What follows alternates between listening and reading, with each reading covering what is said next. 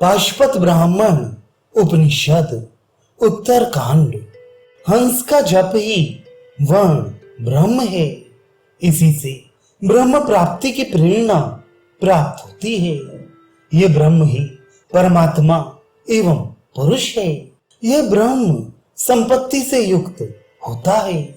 जो मनुष्य अपने आत्मिक ज्ञान से ब्रह्म के समान हो गया हो, फिर उसके संदर्भ में कहने के लिए क्या शेष रह जाता है। ज्ञानी मनुष्य अपना संपूर्ण समय ब्रह्म चर्चा एवं उपासना में ही व्यतीत करते हैं। जब हंस एवं आत्मा में एकात्मता स्थापित हो जाती है, तो फिर पुर्जा कहाँ हो सकती है। अंतःकरण से निसृत होने वाले प्रणव रूपी नाद से जो हंस ज्ञात होता है, वही संपूर्ण ज्ञान का बोध कराने वाला है। अंतः में अनुभव गम में गुण ज्ञान के द्वारा बाह्य जगत के ज्ञान की प्राप्ति होती है। शिव शक्तिमयात्मक रूप चिन्मय आनंद से ज्ञात होने वाला है। नाद, बिंदु एवं कला, इन तीनों नेत्रों जागृति से ही यह जगत चेष्टा युक्त है। 3 अंग, 3 शिखा एवं 2 या 3 मात्राओं में उसकी संख्या आकृति ज्ञात होती है। जब इस प्रकार से वह अंतर्धान हो जाता है, तब इस गुण आत्मा का ज्ञान बाह्य जगत में भी प्रमाण के रूप में प्रकट होता है।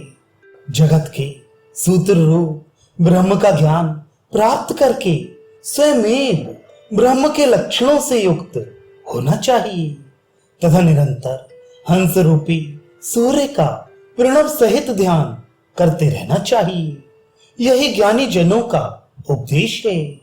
इस प्रकार से विशेष ज्ञान प्राप्ति होने के पश्चात ही ज्ञान सागर के पार पहुंचा जा सकता है। स्वयं भगवान शिव रूप पशुपति ब्रह्म ही सर्वदा इसके साक्ष्य रूप हैं। यही भगवान शिव सभी लोगों के मन को प्रेरित एवं संतुलित नियमित करने वाले हैं, जिसके प्रभाव से मन विषयों में गतिशील होता है, प्राण चेष्टारत रहती है तथा वाणी उच्चारण का कार्य करती है। उन्हीं भगवान की प्रेरणा से चक्षु रूप दृश्यों को देखते हैं, कान श्रवण करते हैं तथा अन्य समस्त इंद्रियां भी उन्हीं से प्रेरित हो रही हैं। वे निरंतर अपने अपने विषयों के उद्देश्य में प्रवृत्त होती रहती हैं। ये विषयों में प्रवृत्त होना ही माया रूप है। ये स्वभाववश नहीं होता, माया द्वारा ही होता है। श्रोत्र आत्मा के आश्रित हैं तथा स्वयं पशुपति ब्रह्म श्रोत्र में प्रविष्ट होकर उन शिव को श्रवण शक्ति देती है।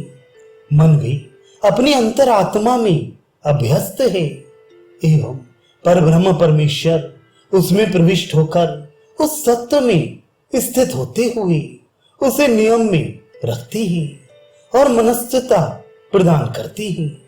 ऐसे ही वे परम ईश्वर समस्त इंद्रियों को सचेष्ट करते हैं, परंतु लोग उन ब्रह्म को जैसा बताते हैं अथवा कल्पना करते हैं, उससे वे महेश्वर सर्वथा भिन्न है। पर ब्रह्म परमेश्वर ही इन समस्त इंद्रियों को अपने अनुकूल रूप प्रदान करते हैं एवं उनका नियमन भी करते हैं। इस कारण ये चक्षु, मन, वाणी आदि समस्त इंद्रियां परम पिता परमात्मा के स्वयं प्रकाश तत्व रूप को प्राप्त नहीं हो सकती, अर्थात उनके ज्ञान रूपी प्रकाश को जानने में समर्थ नहीं हो सकती। जो मनुष्य ऐसा जानता है कि परमात्मा अंतः के विषयों से भिन्न है, वह तर्क एवं प्रमाण के बिना ही उसे अपनी अंतरात्मा द्वारा जानने का निरंतर प्रयास करे। उसे यथार्थ रूप में परमात्म तत्व का ज्ञान प्राप्त हो सकता है। ये आत्मा ही परम प्रकाश स्वरूप है, जबकि वह माया महाअंधकार रूप है। इसलिए प्रत्यगात्मा एवं माया की एकता किसी भी तरह से संभव नहीं है। उसके तर्कों, प्रमाणों एवं अनुभव से ज्ञात होता है कि चैतन्य में स्वयं प्रकाश स्वरूप परमात्मा में माया नहीं है।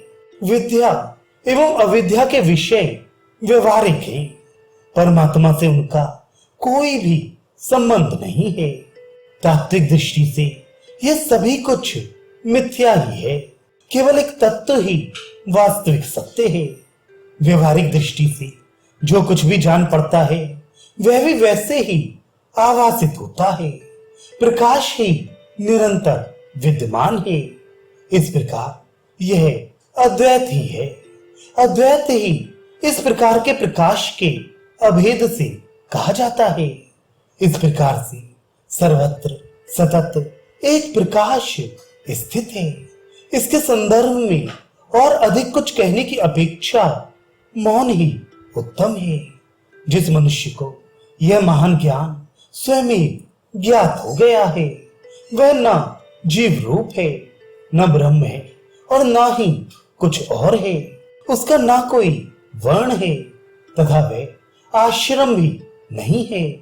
वह धर्म भी नहीं है और अधर्म भी नहीं है। निषेध एवं विधि भी वह नहीं है।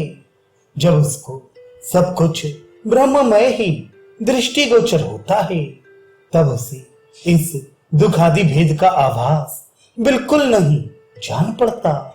पर ब्रह्म परमात्मा का इस प्रकार से ज्ञान रखने वाला इस जीव आदि स्वरूप वाले विश्व को देखते हुए भी नहीं देखता।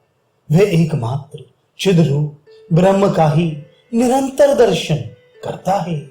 धर्म एवं धर्मों के विषय भेद के रहते हुए भिन्न ही प्रतीत होते हैं। एकमात्र वह परमात्म चेतना ही है जो हमेशा से अपने वर्तमान स्वरूप में है और दूसरे अन्य सभी भेद आदि एवं समस्त भेद अभेद उस परमात्मा में ही संव्याप्त है। वस्तु अथवा अवस्तु जो कुछ भी विद्यमान है वह सभी कुछ साक्षात पर ब्रह्ममय ही है। ऐसी दशा में ब्रह्म ज्ञान रखने वाला किसी को स्वीकार अथवा परित्याग कैसे कर सकता है? जो पर ब्रह्म उपमा विहीन वाणी एवं मन से अगोचर दृष्टि से परिलक्षित ना होने वाला, ग्रहण न कर सकने के लिए योग्य, गोत्र रहित, रूप विहीन है, जो ब्रह्म आंख कान हाथ पैर आदि से रहित, नित्य विभु सर्वगत सूक्ष्म अति सूक्ष्म अव्यय एवं मृत्यु से रहित है, सबका अधिष्ठाता अथवा आधार रूप है। वह ब्रह्म उस साधक के आगे पीछे, उत्तर एवं दक्षिण सर्वत्र सर्वश्रेष्ठ वेद ज्ञानामृत स्वरूप ब्रह्मानंद रूप में विद्यमान है और वह पर ब्रह्म आनंदमय रूप में दाएं बाएं भी प्रतिष्ठित है। इस प्रकार वह श्रेष्ठ साधक सभी को निरंतर अपनी अंतरात्मा में निर्भय होकर देखता रहता है। ऐसा भाव रखने वाला साधक ज्ञानी ही नहीं वरन अज्ञानी होने पर भी मुक्ति प्राप्त कर देता है। इस प्रकार पराविद्या, सत्य, तप और ब्रह्मचर्य आदि धर्म की प्राप्ति भी वेदांत मार्ग के द्वारा ही होती है। जिनका अंतःकरण पूर्ण रूपेण पवित्र है, समस्त दोष आदि विकार क्षीण हो गए हैं, वे ही श्रेष्ठ योगी साधक स्वयं प्रकाश स्वरूप पर ब्रह्म परमात्मा का दर्शन कर सकते हैं। माया द्वारा आवृत लोग उन परम प्रभु का दर्शन प्राप्त नहीं कर सकते। जो योगी साधक अपने स्वरूप को इस तरह से समझ लेता है वह उस पूर्णता को प्राप्त करके पुनः आवागमन के चक्कर में नहीं पड़ता। जिस प्रकार एकमात्र आकाश सर्वत्र उपस्थित रहता है वह इधर उधर कहीं गमन आगमन नहीं करता, उसी प्रकार जिस योगी साधक ने अपने को ब्रह्ममय जान लिया है वह कहीं आ जा नहीं सकता। आहार के अंतर्गत अभक्ष्य भक्षण का परित्याग कर देने पर चित्त पूर्णतया पवित्र हो जाता है। जब आहार की शुद्धि हो जाती है तब चित्त की शुद्धि स्वयं ही हो जाती है। जब चित्त पूरी तरह से शुद्ध हो जाता है तब क्रमशः ज्ञान प्रवर्धित होता चला जाता है तथा अज्ञान की समस्त ग्रंथियां विनष्ट हो जाती हैं। लेकिन भक्ष्य अभक्ष्य का विचार मात्र उसके लिए आवश्यक है जिसे ब्रह्म ज्ञान की प्राप्ति अभी नहीं हुई है। इसका कारण यह है कि सम्यक रूप से ज्ञानी का स्वरूप अज्ञानी के सदृश भेद ज्ञान युक्त नहीं होता। ज्ञानी ये समझता है कि भक्षण करने वाला मैं ब्रह्म हूं तथा अन्न भी मैं ही हूं। जो साधक योगी ब्रह्म ज्ञानी होता है वह प्राणी मात्र को ब्रह्म के रूप में देखता है। इस कारण ब्राह्मण क्षत्रिय आदि की भावना भी उसके लिए ग्राह्य पाच्य है।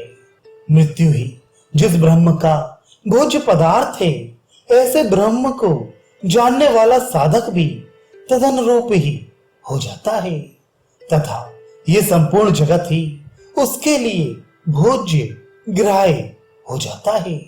जब इस विश्व की आत्मा के रूप में अनुभूति की जाती है तो वह भोज्य रूप हो जाता है तथा आत्मा रूप से अविनाशी ब्रह्म सतत उसका भक्षण करता रहता है। जिसका आभास हो जाने से यह विश्व भोज्य पदार्थ रूप हो जाता है तथा वह जब आत्म स्वरूप ज्ञात हो जाता है तो निश्चय ही वह ब्रह्म के द्वारा भक्षित होता है। इस तरह से ब्रह्म स्वयं ही अपने स्वरूप का भक्षण करता है। इसका कारण यह है कि ब्रह्म से भोज्य पदार्थ अलग ही नहीं है। जो अस्तित्व का रूप है वही ब्रह्म के अस्तित्व का लक्षण रूप है। सत्ता का लक्षण ही अस्तित्व माना जाता है तथा ब्रह्म से सत्ता पृथक नहीं होती।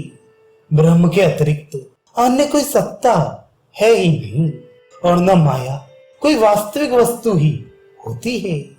योगी साधक गण माया की कल्पना अपनी अंतरात्मा से ही करते हैं। वह ब्रह्म ज्ञान से बाधित होती हुई उन साधक गणों को साक्षी रूप में प्रतिभासित होती है।